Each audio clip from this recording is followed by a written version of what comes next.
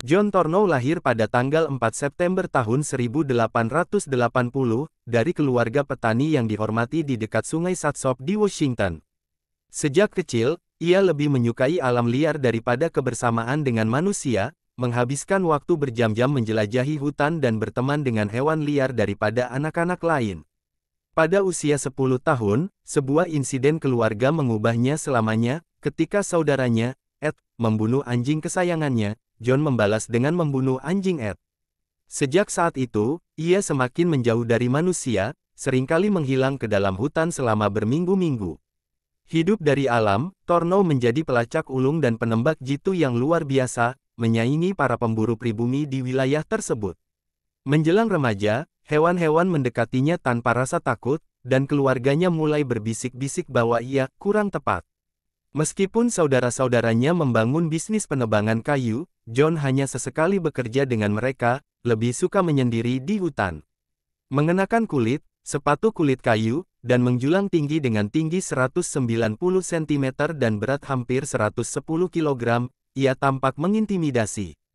Kebanyakan orang menganggapnya eksentrik, tetapi tidak berbahaya. Namun, pada awal tahun 1900-an, kehadirannya meresahkan masyarakat.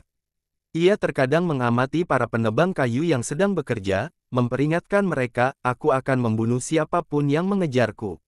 Ini hutanku." Yakin akan kegilaannya, saudara-saudaranya memasukkannya ke sanatorium di Oregon pada tahun 1909. Setahun kemudian, ia melarikan diri dan menghilang kembali ke hutan. Pembunuhan si kembar Bauer. Selama lebih dari setahun, Tornow hidup tanpa terlihat, sesekali mengunjungi saudara perempuannya dan putra kembarnya, John dan Will Bauer, meskipun ia menolak menghubungi saudara-saudaranya. Saat itu, cerita menyebar tentang seorang pria berbulu mirip gorila yang menghantui hutan. Pada bulan September tahun 1911, Tornow menembak seekor sapi di dekat kabin saudara perempuannya. Saat sedang membersihkan bangkai sapi, ia diserang. Ia membalas tembakan dan, setelah menyelidiki, menemukan kedua keponakannya yang berusia 19 tahun tewas. Beberapa percaya bahwa kedua anak laki-laki itu mengira ia beruang, sementara yang lain mengklaim mereka sengaja menargetkannya. Bagaimanapun, Tornow melarikan diri ke lembah Winoche yang lebat, dan legenda itu pun dimulai. Wakil Sheriff John Mackenzie segera mengorganisir pasukan yang terdiri dari 50 orang.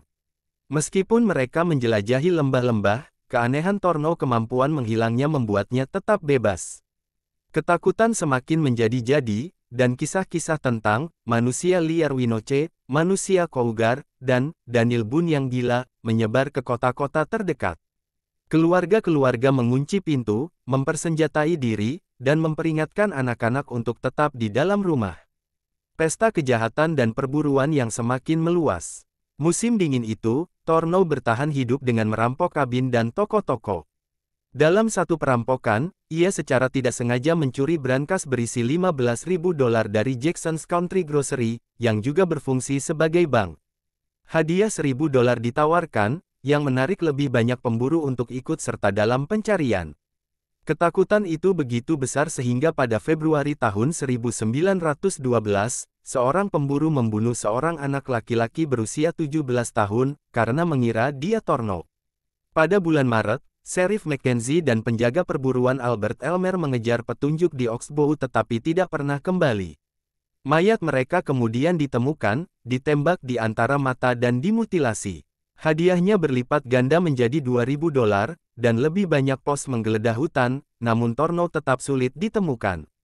Pertemuan terakhir dan kematian. Pada tanggal 16 April tahun 1912, Deputi Giles Quimby dan dua rekannya menemukan sebuah gubuk kulit kayu kasar yang mereka yakini sebagai tempat persembunyian Tornow.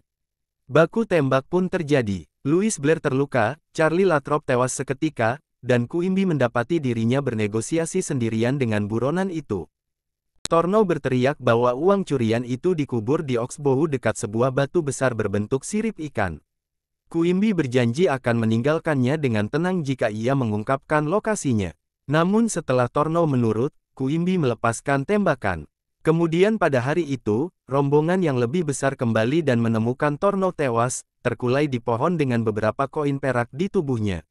Akibat dan legenda, berita kematiannya langsung menyebar. Di Montesano, kerumunan orang mengerumuni kamar mayat untuk melihat jenazahnya, hampir 700 orang meminta untuk melihatnya sekilas, memaksa para deputi untuk berjaga-jaga terhadap para pemburu souvenir yang merobek-robek pakaiannya. Saudaranya, Fred meratapi bahwa kematian lebih baik daripada sel penjara. Wakil Quimby, yang dipuja sebagai pahlawan, menolak tawaran untuk tur panggung menceritakan kisah tersebut.